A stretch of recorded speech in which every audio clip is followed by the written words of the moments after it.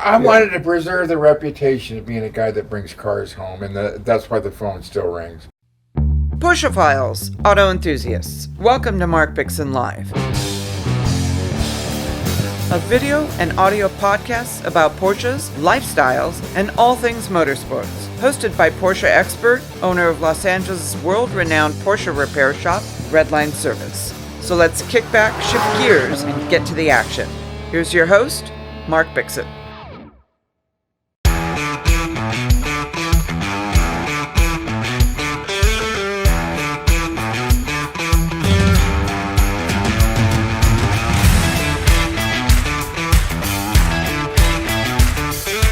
We're at the Gooding Company Pebble Beach preview show here at a very quiet garage somewhere in Southern California, looking at some absolutely incredible cars.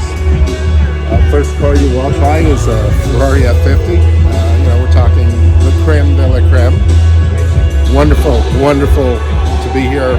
Thank you for the invitation, David, Doran, Eddie, everybody at Gooding Company.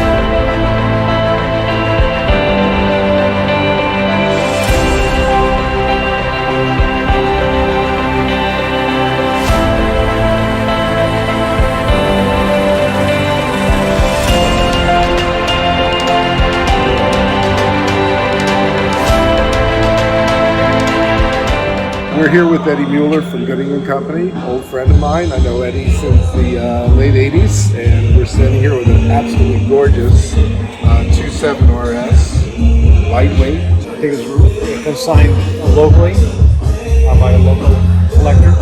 Eddie is the Mercedes expert, or technical expert for Gooding Company.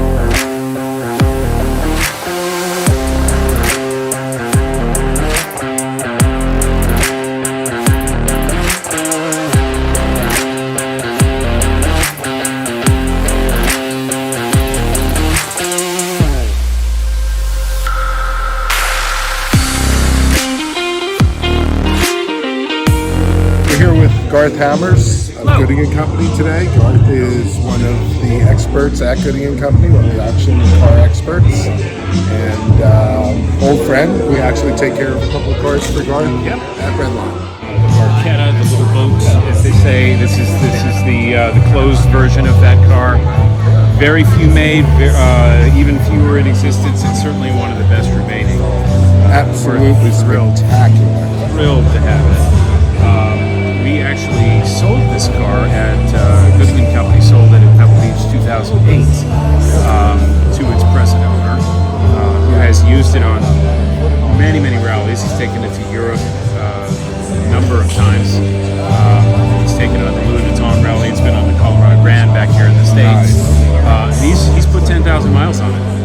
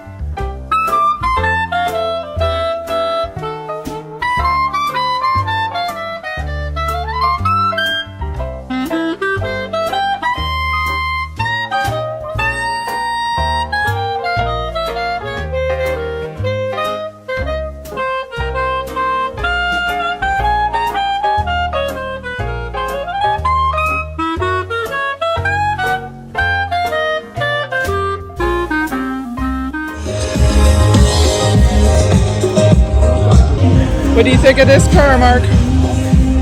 Phenomenal. Came out of Arizona, single family ownership. All original 328 BMW, 1937. Yeah, the original color. French blue.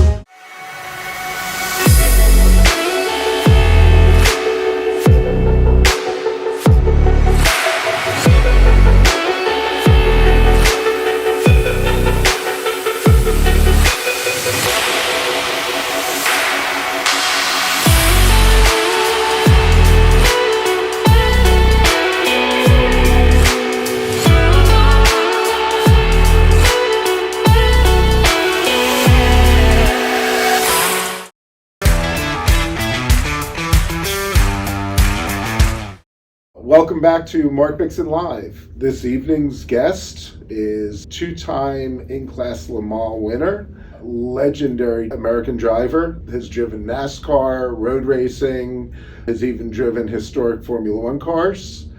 His name is Rick Knoop. So let's welcome Rick to the show. But today we're here to hear your stories. All right. You know, I've heard a lot of them. I mean, sitting in Yeah. hotels at Buttonwillow having breakfast. Yeah.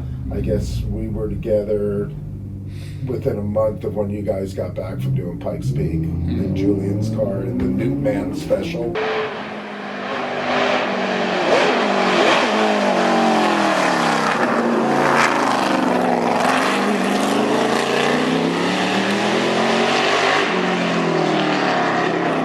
It was fun, but almost painful listening to some of the stories of how early you had to be up and how cold it was, and you know, and the problems of not being able to, you know, run the whole course together until actual race day. Race day, yeah. I was a fan when I was, you know, younger. We used to go to the time 6 hours, and the BFG car was absolutely the car I was rooting for. The Lolas that you ran before, I enjoyed that. And then, you know, when you guys switched to 962s, I was like, how much better could it get? Yeah. So Thanks. It was a good era. It was I have good to tell you times. one thing, Mark, that was possibly one of the most moving.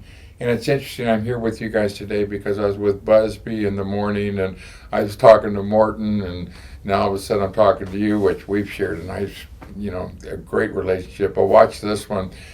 There's a company, an airline, Lufthansa, okay, we all know, and there's this tape around it, and these white cars are coming from Weissach, and the Lolas are going to a private owner, Chuck Kendall, Tommy Kendall's father. mhm. So all of a sudden, I'm sitting there at Laguna Canyon Road. Jim Busby Racing's been there since 1974.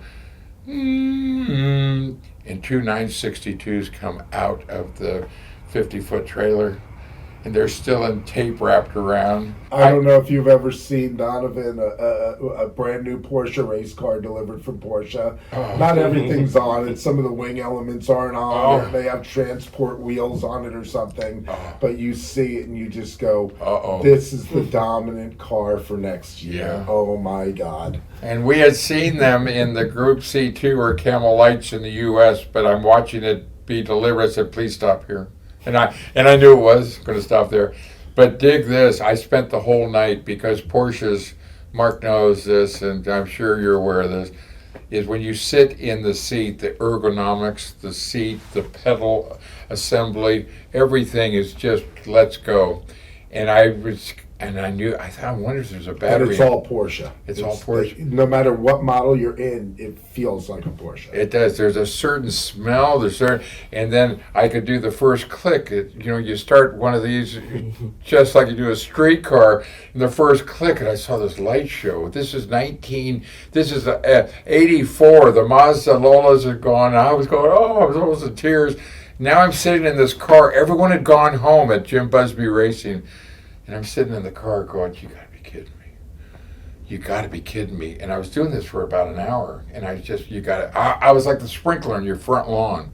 I was trying to get my scan together because I'm going to be driving this and it's going to get the Goodrich livery. But I want to know, let me see that mirror. And the lights are going down. I didn't even know I was in the dark after a while.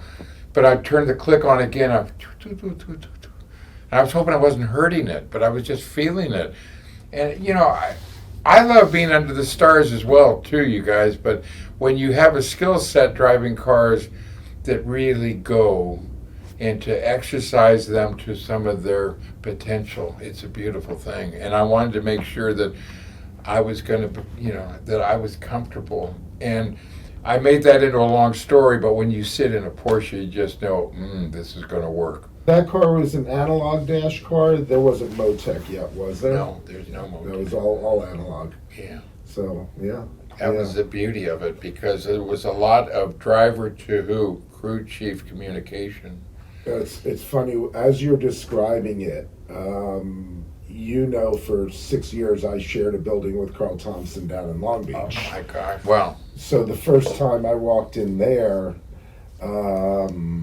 we had lost our lease in Santa Monica, landlord issue, and I was closed for a while. I was working F2000 and Ferrari Challenge, and I got a call up to work on a vintage Formula One car, San Jose. Remember they ran IndyCar there once? Yeah. I think it was there, or Vegas. They ran some historic stuff. I remember the San Jose race, yeah. And yeah, that was the one that had that horrible Jump over the railroad tracks. Yeah, that broke chassis and things. Ernie Becker called me up and said, "Hey, I found a location for Redline." And I said, "Well, I don't even know if I want to reopen. I'm really enjoying working and racing and traveling, and Jeremy and Peter and all that stuff." And I said, "Where is it?" And he says, "Long Beach." And so I looked at him and said, "Well, why the fuck would I want to drive from Santa Monica to Long Beach every day?" And he said, "Well, it's in Carl Thompson's building."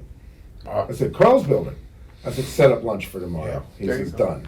There was no hesitation when you heard that Carl. Because I knew Carl, and apparently Ernie had spoken to Carl about it, and Carl knew my reputation, and Carl was eager to get me in the shop and teach me about RSRs, 917s, 908s, 910s, all that. That's what I'm talking about. Good people, good track record, bring them on. So the first time I walk in there, Carl takes me in the back where he's got a 3-bay, 1,000-foot place that he put on his property. He opens up the door, and on the 3rd bay, there's a 906, Carrera 6, and above it, a 914 tube frame car that was partially assembled. Wow. The 906 won the Targa Florio in '66 and the World Championship in '67. Oh, that was my. history on that one. That was in Bay 1. Bay 3, the one in front of me, Carl used to run a short wheelbase ex-Ossie Brothers car. Mm-hmm. The full Ossie Brothers paint job and everything. So that was sitting there. And then sitting in the middle was 917 022. Whoa. So the Gulf Wire, the actual Solar Production Steve McQueen car. Ah. Camera mounts still in it and stuff like that. Beautiful. So I got to mess around with that a little bit. And when you were describing sitting in the 962 the first time, it brought back my memories of taking off my shoes and getting into 917 022 and sitting there, and the suede dash and the 3 gauges and the light bulbs and the switches, and I'm looking at the wiper switch, and I'm remembering Brian Redmond's story about the first time he sat in one and said, "What's this?" And he turned on the switch, and the wipers went on and flew off the car because they hadn't bolted them on all the way. I could imagine you sitting there in that 962 just going, "Yeah, the same wow, deal, man." What, but you take what an honor. Yeah. Yeah, I really wanted to soak it in because it was a dream. My wife asked me when we were courting and holding hands and seeing whether we had rhythm together, respecting each other, and I was going, "Oh, this girl's too much." And this is almost what closed the deal. Whether she said one day, she said, "Rick, when you were in like 3rd, 4th, or 5th grade, and you got bored in a class, what were you doodling?" "Oh, I had my peachy notebook, and I was doing race cars and airplanes." And she says, "You know what, honey?" Well, she wouldn't call me honey then, we're just going out. I was drawing horses. So, men are from Mars and women are from Venus, whatever that stuff is. I thought, what a tender. She's basically asking, what is your skill set? What are you passionate about? There are so many guys, man, that could have been wonderful race car drivers. And there's so many things I could have done differently. But the fact that we're here now, how's your now? I'm looking at 917s. I'm at Donovan. And boy, a lot of times today's spent planning for tomorrow. So you miss that texture we're getting. Rick, you should be a therapist. I'm sitting here. I'm just No, relaxing. but- I'm relaxing with your words. No, but I'm just saying, I was digging it so much to see Mark, and I'm not going to be redundant on this, but he says, hey, man, what are you doing Monday? I said, well, I'm not sure. You want to go hang gliding? I don't know what you're. I just dig hanging out with people that are kind, and people, if they're kind and capable, and you can complement your skill set with, how can you go wrong? You do what you say you're going to do instead of, well, I would have been there, but, I texted you, but no, I called you, but it's just good to do what you say you're going to do. You bring a car back if you leave the pits. And if you do that, maybe you can Come walking back with the steering wheel. I've seen doesn't go over I've seen well. Turn 9 at Willow. You've seen it too many times. Oh, I didn't know. I didn't think I was going to make it, and I did.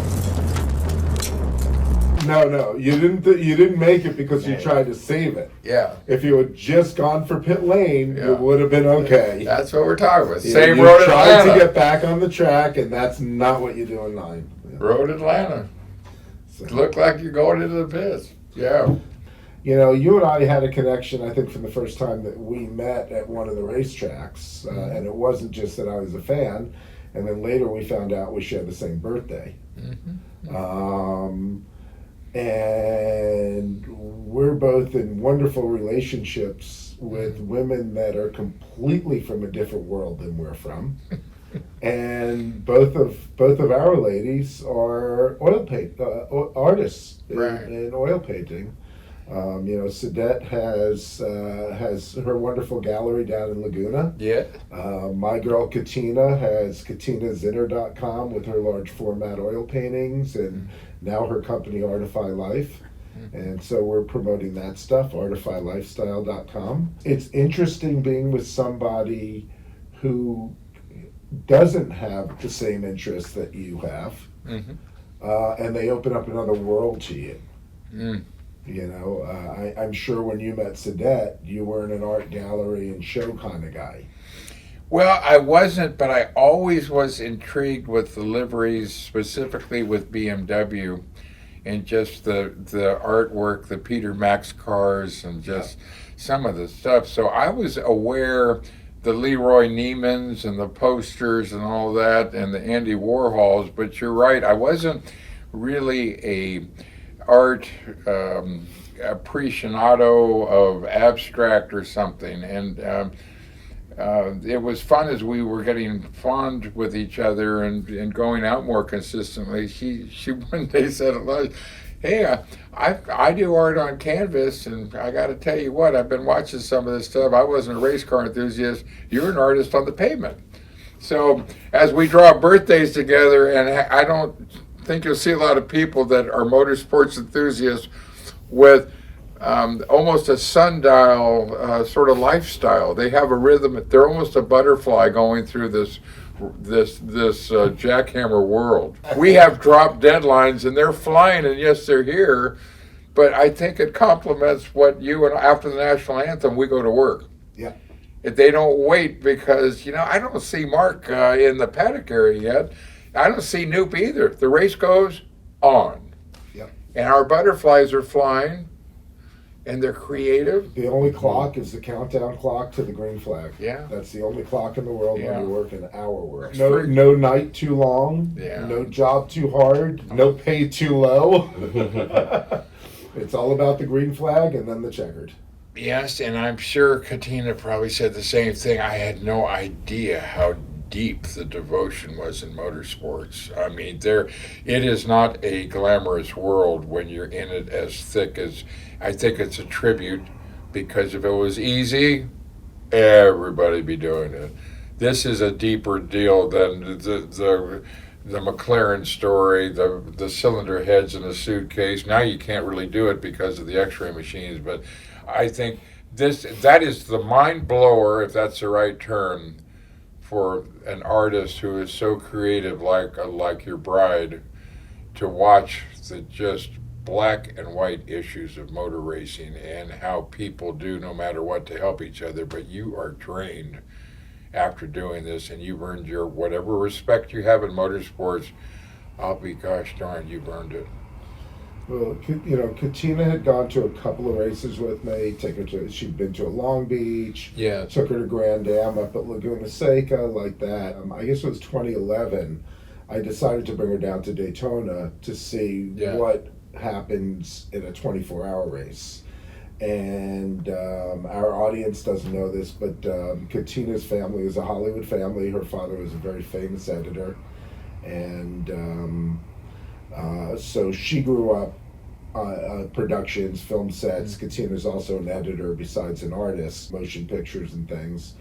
And when I brought her down there, one of her first comments was that the 24-hour race, each team was like their own production company. Yeah. Each team was self-contained with their chefs and the people that did laundry and the trucks and the moving men and she said it's amazing because you've got, let's say, 45 cars starting a race, and each paddock is its own film production. Yeah. And then all that can come together, and then everybody is there for one purpose, and that's to run the race in the end. She was really amazed with it. We had dinner with another guy who's not with us anymore, Johnny Stevenson, and his wife. Yeah. Introduced her to a number of team principals and things, because we were looking at actually doing a GT car. Oh my! We had Rockstar Energy Drink behind us. Whoa. So we were trying to put that together, but there were some regulations that came in. And I've been through all the regulations you have and the politics of dancing, and we're not going to get into it, but racing is political. A brief little side note, Sidette's father was a makeup artist, Sid Perel, for the Big Valley, Bonanza, Jake and the Fat Man. I would imagine Katina and Sid Perel probably had crossed paths. Well, I'm going to give you one because it's another connection for us. One of my favorite customers that I ever had was Pernell Roberts. Oh my God. Pernell used to drive his 356 in from Malibu. He was in his 70s.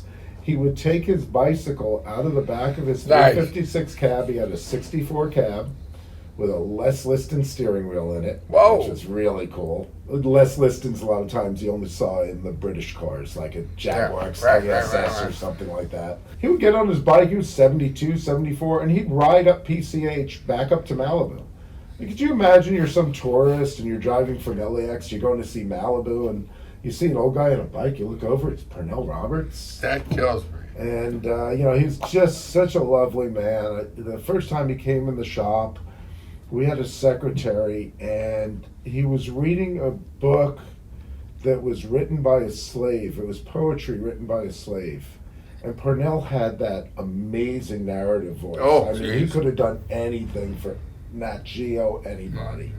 And I looked at Pete, and I said, Pete, do you mind if I don't go back to work yet? I just want to listen to Pernell. I just want to listen to the poetry. And Pete said, not a problem, Mark. Take some time, enjoy yourself. And he's just, what a wonderful man, again. Well, that's that. Now, here we go. We briefly got it. And your father-in-law worked on the set with him. No, but enjoy the now. Hey, Pete, is it okay if I kind of absorb this, feel the texture of it? This is what getting older has got some really good stuff about it. The whole deal is you got to get the joy and peace of mind you can accrue that we're feeling now and just enjoy the now. Because, boy, I tell you, racing is a very hard concept to do that. Because you've got to plan for tomorrow and the next race. And is the hub going to be in Atlanta because we're going to run Lime Rock? No, we got to get over here to Brainerd. Well, Brainerd, we just blew a motor and I got an engine in Costa Mesa and we're a short order cook. And it's just, that's why it's mandatory to have people that are not only good, but they're excellent. I remember there was one year watching F1 and I think they were Magny-Cours France, or maybe they were in England racing. And they had some damage on Friday and Saturday on the Ferraris, and they were running out of noses. And they took somebody at the factory, they stuck an extra nose in the front seat of an F40. They took one of their factory drivers, and he ran it up to the track. In an F40, yeah. In an F40, because he could get it there faster. But those stories aren't short. They're as thick as a telephone book. We all have them. We all have them, whether it's regionals, nationals, whether it's the runoffs at Road Atlanta. I'm on my way there, whether it's F2000, whether it's A production, B production, whether it's GTU, GTO, GTP. It's a pulverizing industry.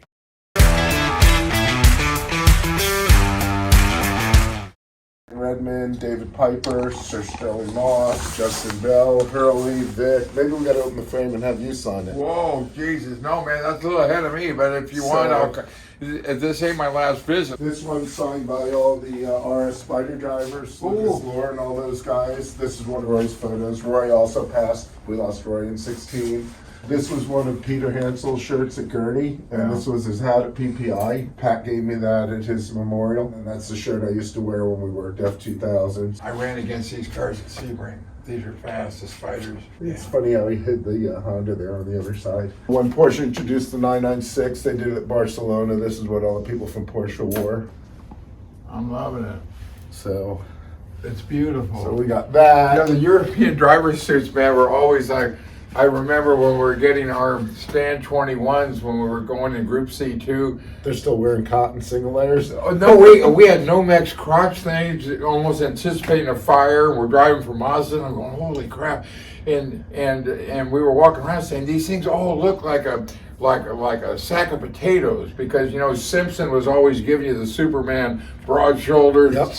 And we're wearing these things, and the European suits, bless their hearts, have always looked like, you know, they aren't going down a runway at the Four Seasons in Newport. You know what I'm saying? It's that old Jacques Villeneuve look. Yeah, Two sizes too big. yeah, you know what I'm saying. So, and then one of my clients, his dad used to sponsor F1. So this was one of the mechanic suits from the Lamborghini LaRousse team. No kidding. Back in the day. Yeah. And then he sent me some other fun stuff over here. Yvonne Capelli, Silverstone 88. This is Gugelmin. These Olivier Guillard used at Adelaide. Luciano Benetton gave him that as a present when he was a kid. That's an Emmanuel Oh my Piro. goodness gracious. Got one of George's horn buttons there. George doesn't even have one of those. I ran against those Porsches that you've got the picture of at the RS. Mobile One 12 Hours of Sebring, and I was driving an ex-Dyson car, Andy Wallace car. It was. And we were running 6th overall in a big Audi freight train, and the year was 2006. I'd kind of come back a little bit for the Le Mans cars, the diesels. Yeah, and we were in the MG, they called it, and Duncan Dayton had bought the car from the Dysons. For a 30-mile-an-hour corner, I had to have a guy with a boom mic. It was Phil Harris with a boom mic and earphones going, nope, stay in it, spike. Because you've got mechanical grip coupled with aero.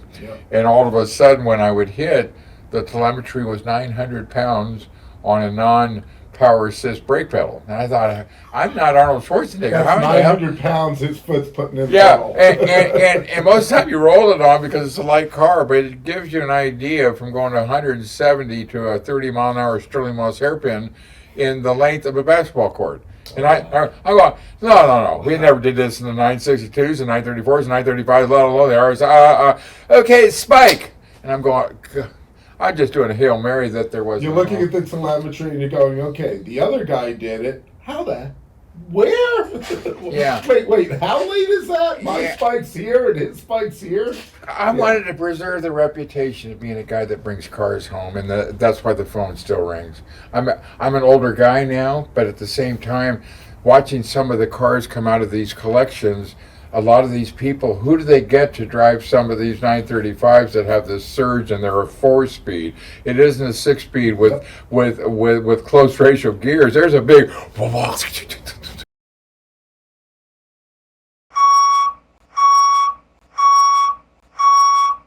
Those of you who have been watching our previous shows, we always do a little segment on fine scotches. So tonight we're going to be drinking a original Glenmorangie Highland malt whiskey. And of course, being a car show, we're drinking it out of our 30th anniversary sports car market glass. Thank you to Keith Martin and Sports Car Market. There we go. Nice light color.